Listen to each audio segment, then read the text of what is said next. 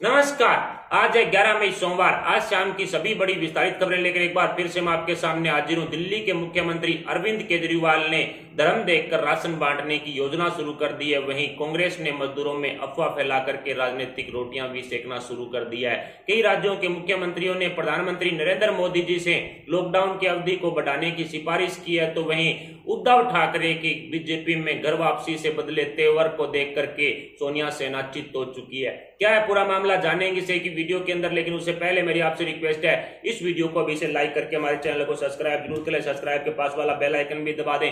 आपके द्वारा इस वीडियो किया गया एक लाइक हमारे लिए बहुत महत्वपूर्ण है, इसलिए दोस्तों कंजूसी ना करें, वीडियो को अभी से लाइक है वो जरूर कर दें। शुरुआत करते हैं आज की सबसे बड़ी खबर से जो निकल कर आ रही है लॉकडाउन 4.0 को लेकर। जी हां दोस्तों, लॉकडाउन की अवधि को बढ़ाने या फिर इसे खत्म करने के मामले में आज प्रधानमंत्री नरेंद्र मोदी जी ने सभी राज्यों के मुख्यमंत्रियों से बैठक ली। इस बैठक में बिहार, महाराष्ट्र, तेलंगाना, बंगाल और पंजाब के जो मुख्यमंत्री है उन्होंने लॉकडाउन की अवधि को आगे बढ़ाने की मांग की है। इसी बीच कई राज्यों के मुख्यमंत्रियों ने रेड जोन में रहने वाले लोगों को येलो या फिर ग्रीन जोन में एंट्री नहीं देने जैसे आदेश निकालने की भी मांग की है। कुल मिलाकर के लॉकडाउन 4.0 को लेकर के अब रणनीति तैयार होना शुरू हो चुकी है। प्रधानमंत्री नरेंद्र मोदी जी ने सभी राज्यों के मुख्यमंत्रियों से इस पर बातचीत भी की है, जिसमें 5 राज्य जो बिहार, महाराष्ट्र, तेलंगाना, बंगाल और पंजाब हैं, इन राज्यों के मुख्यमंत्रियों ने अपने अपने राज्यों के अंदर लॉकडाउन की अवधि को बढ़ाने की बात है वो कही है। अगली बड़ी खबर की तरफ बढ़े तो हेराल्ड केस पर कार्रवाई से बौखलाई वाड्रा कांग्रेस ने कांग्रेसी अखबार में एक बार फिर से हिंदुस्तान के खिलाफ जहर उगलना है वो शुरू कर दिया है। इसी को लेकर के अब कांग्रेस की एक और अफवाह है वो सामने आ चुकी है, चोर चोरी से जाएगा पर हेरा फेरी नहीं छोड़ेगा। इसी तर्ज पर एक बार फिर से वाड्रा कांग्रेस ने अफवाह फैलाते हुए हेराल्ड पत्रिका में विदेशी 1000 कंपनियां जो हिंदुस्तान में अपना मैन्युफैक्चरिंग हब बनाने जा रही थी उनको लेकर के लिखा है कि कोई भी कंपनी भारत नहीं आ रही है। यानी कि एक तरह से पूर्ण रूप से अर्थशास्त्री बनने वाले राहुल गांधी और ये वाड्रा कांग्रेस की अध्यक्ष सोनिया गांधी ने एक तरह से एक हिंदुस्तान के अंदर जहल उबारना है वो शुरू कर दिया है, अफवाह फैलाना शुरू कर दिया है। जबकि पिछले कई दिनों से जो विदेशों की कंपनियां हैं वो स्पष्ट कह चुकी है, 1000 से ज्यादा कंपनियां हैं जो स्पष्ट बोल चुकी है कि प्रधानमंत्री नरेंद्र मोदी जी की नीतियों को देख करके और चीन को सबक सिखाने के लिए और हिंदुस्तान में लेबर के लिए बनाए गए आसान जो नियम हैं उनके आधार पर जो विदेश की 1000 से ज्यादा कंपनियां हिंदुस्तान को अपना मैन्युफैक्चरिंग हब बनाने जा रही है, जिसमें 300 से ज्यादा कंपनियों के साथ जो बातचीत है वो अंतिम छोर पर चल रही है। लॉकडाउन खत्म होते ही ये 300 कंपनियां हिंदुस्तान में अपना कारोबार शुरू कर देगी। यूपी के सीएम योगी आदित्यनाथ ने तो 4 कदम आगे बढ़ते हुए जो खुद के तर्ज पर जो 100 से ज्यादा कंपनियों के साथ बातचीत भी कर ली है। इसके अलावा कई राज्यों के मुख्यमंत्री हैं जो निश्चित तौर पर विदेशी कंपनियों के संपर्क में हैं और प्रधानमंत्री नरेंद्र मोदी जी सहित कई राज्यों के मुख्यमंत्रियों ने भी कहा है कि काफी सारी कंपनियां अब हिंदुस्तान को मैन्युफैक्चरिंग हब बनाने जा रही है। लेकिन इसको लेकर के अब ये बात कांग्रेस को पची नहीं। राहुल गांधी और सोनिया गांधी को इस बात से काफी अड़चन हुई। प्रधानमंत्री नरेंद्र मोदी जी की लोकप्रियता के आगे ये ढेर तो हो ही चुके हैं, लेकिन अब बौखला भी चुके हैं। इसलिए इन्होंने एक चीन का पत्रकार है जो बीजिंग में रहता है, उस पत्रकार के हवाले से एक खबर हेराल्ड पत्रिका के अंदर छापी है जिसमें हिंदुस्तान में अफवाह फैलाने का काम किया है। और इन्होंने लिखा है कि ये जो 1000 से ज्यादा कंपनियों के हिंदुस्तान में मैन्युफैक्चर हब बनाने की बात कही जा रही है वो बिल्कुल झूठी है। यानी कि सच को झूठ साबित करने का काम अब कांग्रेस ने ठेके पर ले लिया है। कुल मिलाकर के 1000 से ज्यादा कंपनियां जो भारत आ रही है वो नहीं आएगी। इस तरह की झूठी जो खबरें हैं वो अब हेराल्ड पत्रिका के अंदर परोसी जा रही है।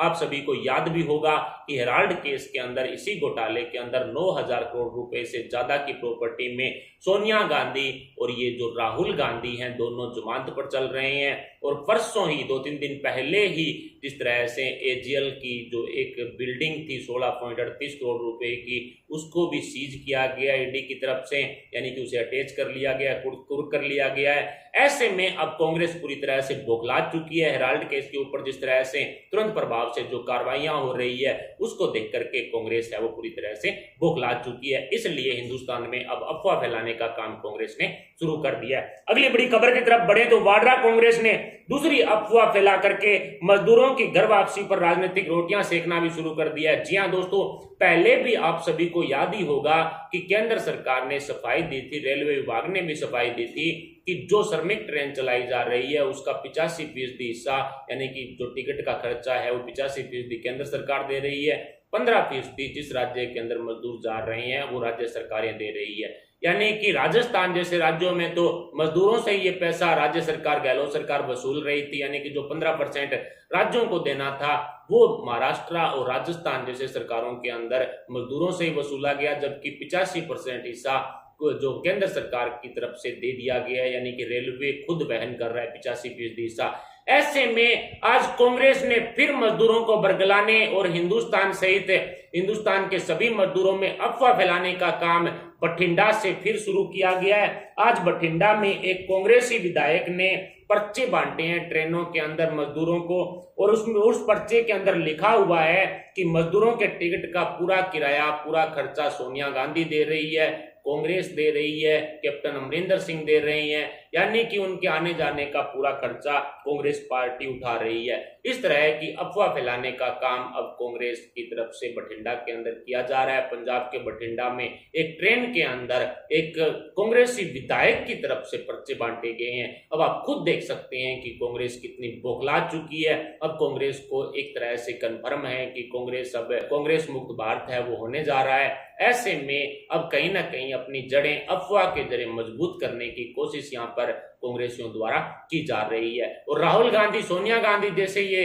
राष्ट्र विरोधी, देश विरोधी लोगों की तरफ से तो हिंदुस्तान को बरगलाने का काम जारी है। कभी ये लॉकडाउन को लेकर के सवाल उठाते हैं, कभी ये पीएम केयर्स फंड को लेकर के सवाल उठाते हैं। अब ये जो 1000 कंपनियां, विदेशी कंपनियां हिंदुस्तान को मैन्युफैक्चरिंग हब बनाने जा रही है उसको लेकर के भी बोल रहे हैं ये सब झूठ है, यानी कि सच को झूठ साबित करने की कोशिश यहाँ पर कांग्रेस द्वारा की जा रही है। लेकिन सभी के सभी राहुल गांधी जैसे मंदबुद्धि लोग नहीं है, सभी जो हिंदुस्तान की बाकी जनता है वो बिल्कुल सियानी है। ऐसे में उन्हें सब पता है कि किस तरह से रोजगार भारत को मिलने वाला है। और तो और एप्पल भी अपना 20% जो हिस्सा है, अपना व्यापार है वो हिंदुस्तान में करने जा रही है। चीन से उठा करके अब 20% से ज्यादा हिस्सा जो वे अपने व्यापार का हिंदुस्तान में करने जा रही है। ऐसे में हजारों लाखों बेरोजगारों को रोजगार है वो मिलने वाला है। और ये सब प्रधानमंत्री नरेंद्र मोदी जी की लोकप्रियता के कारण संभव हुआ है। ऐसे में चीन को सबक सिखाने के लिए ये जो कंपनियां बाहर से आ रही है हिंदुस्तान में, इसको लेकर के अब कांग्रेस ने लोगों में अफवाह फैलाना शुरू कर दिया है। अगली बड़ी खबर की तरफ बढ़े तो IRCTC ने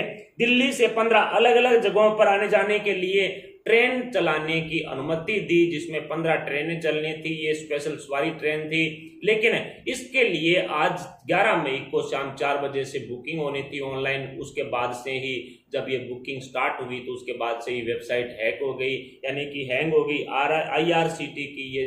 IRCTC की ये वेबसाइट पर अब 6 बजे तक किसी तरह की बुकिंग नहीं हो रही थी, लेकिन अब धीरे धीरे इसमें सुधार है वो किया जा रहा है। कल 12 मई से 15 ट्रेनें 15 अलग अलग जगहों के लिए दिल्ली से निकलने वाली है, यानी कि कुल मिलाकर के इसी 15 ट्रेनों के लिए ऑनलाइन बुकिंग है वो शुरू की गई है। अगली बड़ी खबर की तरफ बढ़े तो दिल्ली का केजरीवाल धर्म के नाम पर अधर्म फैलाने का धंधा कर रहा है। जी हां दोस्तों, वैसे तो केंद्रीय खाद्यान्न मंत्री रामविलास पासवान ने राशन वितरण को लेकर के केजरीवाल के कई घोटालों की पोल भी खोली थी। किस तरह से केजरीवाल ने केंद्र सरकार की तरफ से वितरित किए गए या आवंटित किए गए टोटल जो खाद्यान्न का सिर्फ 1% हिस्सा ही दिल्ली में बांटा था, और जो टीवी के सामने बैठकर केजरीवाल हर रोज दावा कर रहा था कि लाखों लोगों को राशन रोज बांटा जा रहा है, उनमें से सिर्फ 12,600 लोगों को ही केजरीवाल सरकार ने राशन बांटा था। ऐसे में केजरीवाल राशन खा गया जैसे हैशटैग भी ट्रेंड कर रहे थे ट्विटर पर,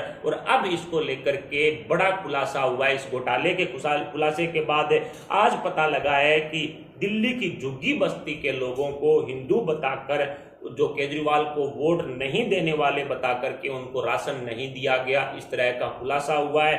सिर्फ मुसलमानों के लिए राशन दिया जा रहा है, इस तरह के आरोप व झुग्गी झोंपड़ी के अंदर, जो झुग्गी बस्ती के अंदर लोग रह रहे हैं, उन्होंने लगाया है। शाहीन बाग का ये मामला है। शाहीन बाग के अंदर सभी डॉक्यूमेंट कंप्लीट होने के बावजूद भी झुग्गी बस्ती के जो लोग हैं उनको राशन नहीं दिया जा रहा और उनको कीड़ा मकोड़ा कह करके एक तरह से जो एक हिंदू होने या फिर जो मुस्लिम वर्ग से संबंधित नहीं होने के कारण उनको राशन है वो बांटा नहीं जा रहा है, इस तरह का आरोप वहां के स्थानीय लोगों ने लगाया है। अमान अब्दुल्ला खान वहां के जो विधायक हैं उस क्षेत्र के, उनकी सीट के अंतर्गत ये बस्ती आती है और इसी शाहीन बाग में मुस्लिम वर्ग को धड़ल्ले से राशन है वो बांटा जा रहा है। लोगों का तो ये भी आरोप है कि उनको सब्जियां भी दी जा रही है, उनको पैसे भी दिए जा रहे हैं, जबकि हमको कुछ भी नहीं दिया जा रहा है। कुल मिलाकर के अब केजरीवाल ने धर्म के नाम पर अधर्म का धंधा दिल्ली में खोल लिया है। आज जिसने विधानसभा के अंदर केजरीवाल को वोट दिया होगा मुख्यमंत्री बनाने के लिए, उसको धोखा भी हो रहा होगा कि ऐसा क्यों हो गया। यानी कि लाखों लोगों को जो राशन बांटने का दावा करने वाला केजरीवाल सिर्फ 12,600 लोगों को जो राशन बांटता है। 33,000 से ज्यादा टन जो राशन है वो केंद्र सरकार की तरफ से केजरीवाल को दिया जाता है और उसका सिर्फ 63 टन ही जो राशन है वो लोगों में बांटा जाता है, सिर्फ 12,600 लोगों को।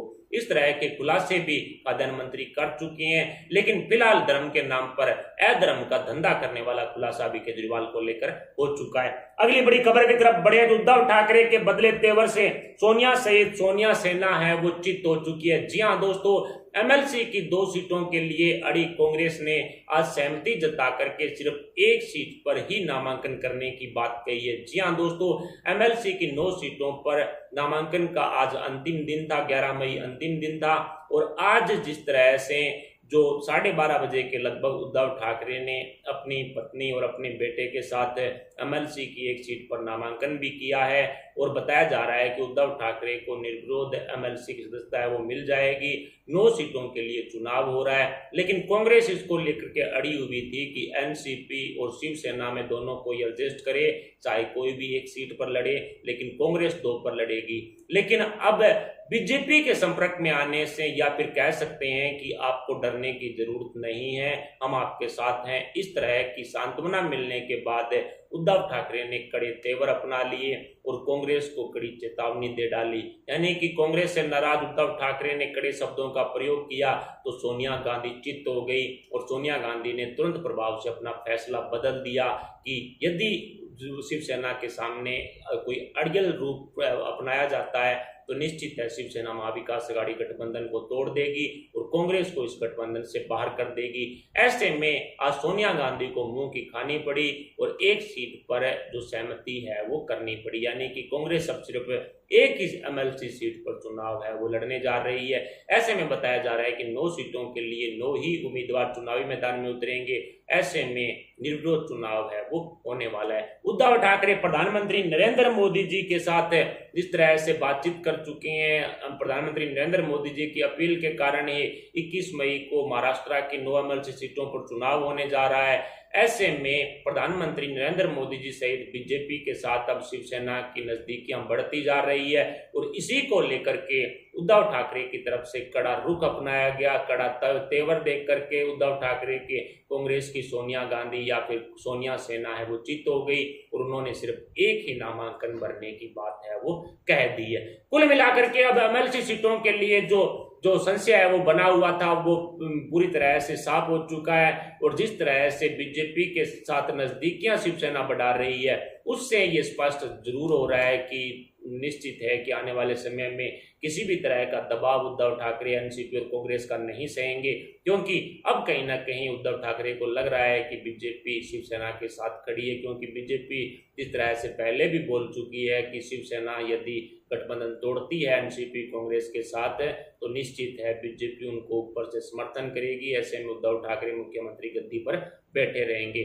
लेकिन उद्धव ठाकरे के तेवर को देख करके आज सोनिया सेना पूरी तरह से चित्त हो चुकी है। फिलहाल शिवसेना की घर वापसी पर अभी संशय वो बरकरार है, लेकिन इन सभी खबरों पर आपका क्या कहना है, आप अपने विचार हमें कमेंट बॉक्स में बता सकते हैं। साथ ही वीडियो को लाइक जरूर कर दीजिएगा। अभी के लिए इतना, मिलते हैं अगले वीडियो अगले अपडेट के साथ। तब तक के लिए जय हिंद, जय भारत।